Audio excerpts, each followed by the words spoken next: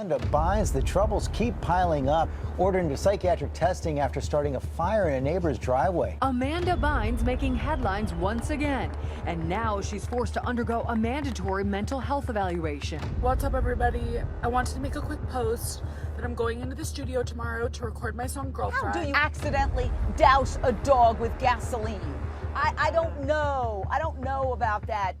Why, hello there and welcome back to my channel. Now, if you grew up in the 2000s, you probably remember the celebrity chaos. From Britney's shaved head to Lindsay Lohan in jail, it was nonstop scandals everywhere. But in all this, there was the good girl, a child star whose career quietly turned tragic and to this day has never fully recovered. This is the story of Amanda Bynes. Amanda entered the industry after getting noticed by Nickelodeon producers Dan Schneider and Brian Robbins while performing at a comedy camp at the Laugh Factory in LA. In 1996, at age 10, she would be casted in the third season of the Nickelodeon show All That. This was basically their version of Saturday Night Live, featuring short comedy sketches, reoccurring characters, and musical guests. Many Nickelodeon stars started from this, such as the man himself, Nick Cannon. And with her appearance on All That, fans adored her so much that in 1999 to 2002, she was given her own show called The Amanda Show. This also was a Nickelodeon sketch comedy built entirely around Amanda Bynes. It featured short sketches, multiple characters. This was also created by Dan Schneider. And to inform you, it has come to light due to the documentary Quiet on Set. Schneider sometimes behaved inappropriately with child actors, including Bynes. With her rising popularity from All That in The Amanda Show, she went on to win 3 Kids' Choice Awards. She also met one of her first boyfriends, Taran Killam, on this show at just the age of 15. He was 19. From what I'm aware, 15 is definitely below the legal age of consent, so we can only hope that they kept that relationship PG. Anyway, in 2002, The Amanda Show abruptly came to a stop. Reasons here are not clear, but we do know that 2 registered sex offenders worked on this show, Jason Handy and Brian Peck. Interesting.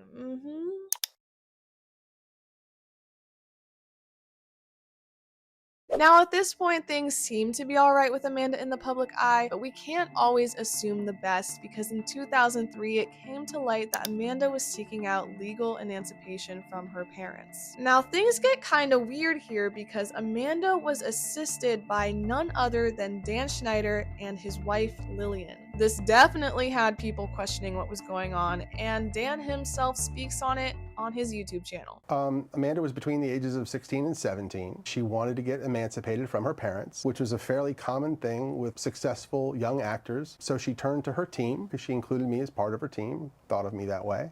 We supported her. She tried to get emancipated. It ended up not working out. She didn't. One night, it was very late, well after midnight, 1 or 2 in the morning. Phone rang. I answered. It was Amanda. She had had some conflict with her parents, I think her father. I was immediately concerned about her safety. I called someone who I knew was fairly nearby. That person was able to go and pick her up. She ended up being taken to the police. That same year, Amanda starred in What I Like About You, where the 16-year-old would then go on to date Nick Sano, a 24-year-old. I think we're beginning to see a pattern here when it comes to her dating life, and surprise, surprise, when she turned 18, that relationship was over. It was also during this time that the young actress began her use of substances. Growing up, Amanda was never really known to be a big partier. She kind of stayed out of trouble besides the whole running away thing. But in an interview with Paper Magazine, she says, "I started smoking marijuana when I was 16. Even though everyone thought I was the good girl, I did smoke marijuana from that point on. I didn't get addicted, and I wasn't abusing it, and I wasn't going out partying or making a fool of myself yet." She also admits to trying drugs like Molly, ecstasy, and cocaine, but says that they were not her drug of choice. This isn't too shocking for celebrities at that time, but it still marks the beginning of what would later change her for the worse. Amanda would then go to work on hit movies She's the Man and Hairspray. With the success of these 2 movies, this was the prime time of her career.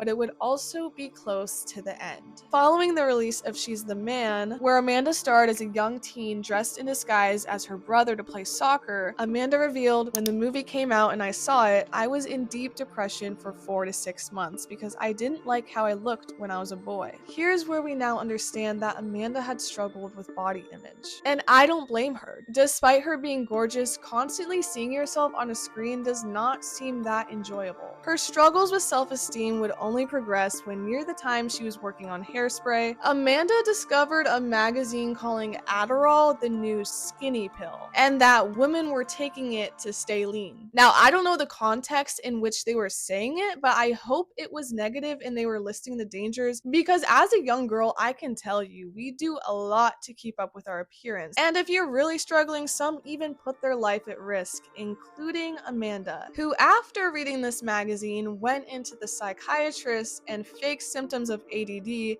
then leading her to be able to get a prescription. Some psychiatrist that must have been, because I can assure you Adderall was the last thing Amanda needed, because in 2010 she would be casted in Hall Pass, where her abuse of Adderall really became an issue. Amanda states, when I was doing Hall Pass, I remember being in the trailer and I used to chew the Adderall tablets because I thought they made me more high. I remember chewing on a bunch of them and literally being scatterbrained and not being able to focus on my lines or memorize them for that matter. She also says while filming she would get very self-conscious and would freak out while rushing off set. She ended up leaving the film and being replaced by Alexandra Daddario. Amanda also mentions that in her previous film, Easy A with Emma Stone, I literally couldn't stand my appearance in that movie and I didn't like my performance. I was absolutely convinced that I needed to stop acting after seeing it. I was high on marijuana when I saw that, but for some reason it really started to affect me. I don't know if it was a drug-induced psychosis or what, but it affected my brain in a different way than it affects other people. I absolutely changed my perception of things. I saw it and I was convinced that I should never be on camera again. Yikes. You can really see how someone's perception of themselves can be completely shattered, even if others don't see it that way. Struggling with your physical appearance is a lot tougher than it may seem. For some, it can deeply affect mental health, confidence, and even life choices, as we see in Amanda's story. At the age of 24, she would take to Twitter to announce that she had #retired. She expressed how she didn't love acting anymore, so she stopped doing it. Now, this was far from the end of Amanda's time in the spotlight, because in 2012, Amanda was pulled over for being on her phone behind the wheel, and after all her info was taken, she decided to make a run for it and zoom off. She did eventually show up to the station and sign the ticket, do whatever she needed to do, and she was charged for fleeing the scene. Then in April, Amanda's arrested for driving under the influence and hitting the back of another vehicle, and once more attempting to get away. Then again in May, no surprise here, Amanda hit another car. And did she take accountability here? No siree. Instead, she tweeted Obama. She said, "Hey, at Barack Obama, I don't drink. Please fire the cop who arrested me. I also don't hit and run." The end. We love getting support from the one and only Barack Obama because he totally cares. He's gonna help us. Barack will save the day. I'm joking. He didn't. Get this. After multiple more incidents, the DMV finally decides to suspend her license. But that did not stop this woman. She kept getting pulled over for all sorts of things like headlights and driving without a license. So now the media's all over her. They want the 411 to the point where they start harassing her and she scratches the cameraman. Take a look for yourself. Amanda, stop pinching me. That's not necessary. I did not even touch you. All right, I'm done. Ow! Ow! Yo, what the hell?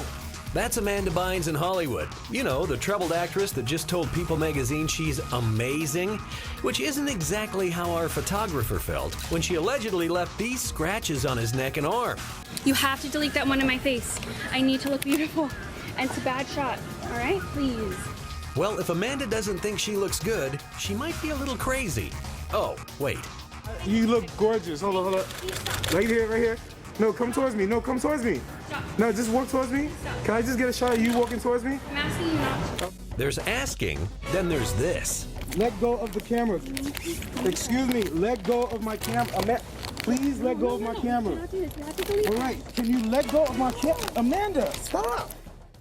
Honestly, you go, girl. Give them what they're asking for. So in 2013, things get even more messy when Amanda is arrested for getting caught smoking weed in her apartment, then throwing a bong out the window. And she is not looking too good here. She apparently had been wearing wigs. Bynes was originally charged with 3 misdemeanors: reckless endangerment, tampering with physical evidence, and criminal possession of marijuana. Bynes later famously denied the incident, saying that it was a vase that she threw out the window. In June 2014, the case was officially dismissed and sealed as she agreed to stay out of trouble for 6 months, continue to be receiving psychiatric counseling, and comply with all court-mandated demands. She agreed to this and her charges were dropped. But 1 month later, this would happen. See this girl with her pant leg on fire and a gas can trailing fire through the driveway. I quickly pull over to go help her. She put the fire out on her leg and was rushing over to her dog. And then I kicked the gas can over and moved it to the middle of the driveway so nothing else would catch on fire. Many people rushed over to, try to assess the situation. And when I looked back up, she was gone. Did you know it was Amanda Bynes when you saw her? Yeah, it looked like her. It sounded like her. I mean, she had a wig on, and from what I'm hearing from everyone that, she went bald or something. So her pants were on fire? Her pants were on fire. After this interaction, Amanda would then go to the liquor store and attempt to rinse her burnt dog off, then try to flee in a cab. Luckily, she was arrested and deputies determined she met the criteria for a psychiatric hold. And later, her mother Lynn would be given temporary conservatorship over her. This would last for nearly 9 years, ending in March of 2022. But before then, in February of 2020, Amanda then announced that she was engaged. This man was Paul Michael, who she had met while attending sober living. In May 2020, she revealed a photo announcing she was expecting a baby, but her lawyers had claimed this false. I don't know what her motives were behind this, but is there even a good reason to fake a kid unless you're trying to keep someone around? But then maybe he knew and he was lying as well, or it's just drugs. So it's 2022, Amanda finally has her conservatorship removed. And in April, the pair was involved in a verbal dispute that ended in a 911 call. According to LAPD, officers responded to a call about a verbal dispute around 2:30 in the morning. No arrest was made. Shortly after that, Amanda would post a series of Instagram stories making serious accusations. Paul told me that he stopped taking his medications. He vandalized his mom's home. He broke all of her pictures and put salmon under her bed. His behavior is alarming, and I'm afraid of what he'll do. I forgot to mention, I found Paul's stash of crack cocaine. He's been using for the past 6 months. He needs serious help. I kicked him out of my house. She also alleged that he was looking up mom and son explicit videos. Paul denied these claims, telling E! News, "I do not use drugs and it was a big misunderstanding." Later that same day, Amanda issued a public correction and apology, saying, "I thought Paul relapsed, but I was wrong. He drug tested for me from a drug test kit I bought from CVS. The drug test was negative for all substances. Paul and I are staying together. I am sorry for the confusion I caused." She also clarified the allegations of the mom and son you-know-what, saying, "I misunderstood what Paul looked up online. It was MILFs in the search engine, and that brought up other content." Thank God after this in 2023, the two decided to split up right before even more drama would unfold. March 20th, 2023, Amanda Bynes decides to get naked and hit the streets of LA. She flagged down a passing vehicle and told the driver that she was coming down from a mental health episode. She then called 911 herself and authorities took her to the police station, where a mental health team placed her on a 72-hour psychiatric hold. While all this was happening, she was scheduled to appear on an All That panel that took place on March 18th, 2023. but she dropped out due to illness. Later in June, Amanda would report to the police that she was having thoughts of harming herself. Reports indicated that she was seeking help and this was treated as a mental health emergency. And finally, after this, things really seemed to calm down for Amanda. She actually attempted to run a podcast, but decided to end it due to not being able to get guests she wanted on the show. Those guests being a bit out of line for a podcast with 10K subscribers. She says, "We're not able to get the type of guests that I'd like on the show, say like Jack Harlow or Drake or Post Malone. So maybe one day if we're able to get those types of guests, we will resume the podcast, but for now, I'm taking a pause on it." She really set her standards high here. I don't think she realizes that she's kind of Hollywood past and not present. Get this, in 2025, she announces, "I'm on OnlyFans now." Wonderful! Don't worry, it's not in the way you think, or so she says. Disclaimer, I'm doing OnlyFans to chat with my fans through DMs. I won't be posting any sleazy content. Excited to join. A weird reason to start an OnlyFans, but hey, if it works, so be it. She's also been very active on TikTok, posting life updates and announcing that she's on Ozempic. Oh, I'm going on Ozempic. So excited. I'm 173 now. So I hope to get down to like 130, which would be awesome. So I look better in paparazzi pictures and you don't see my double chin from strange angles. I mean, what else can you possibly expect from an older celebrity? Compared to her past legal and mental crisis, there hasn't been any new drama with her. Her public focus really has shifted a lot from wellness, creativity, and connecting with fans on OnlyFans. Amanda's really been through a lot, and hopefully she continues to keep her life on a steady track. The things she's done are risky and often can be deadly. We have seen many celebrities pass from substance abuse, including Brittany Murphy and Heath Ledger, who I will be covering in my next upcoming videos. With all that said, Amanda's story is a very sad one of a child star who managed to destroy her reputation as young as 24 and never be able to fully recover from it. Other stars like Lindsay Lohan have been able to recover their career, but the same doesn't seem like it's ever going to happen for Amanda. We can only hope here that she doesn't relapse, she keeps herself safe, and she doesn't cause any more damages to her reputation. But with all that said, I'm going to end the video here. Thank you so much for watching, and I hope you come back to my channel soon. Bye!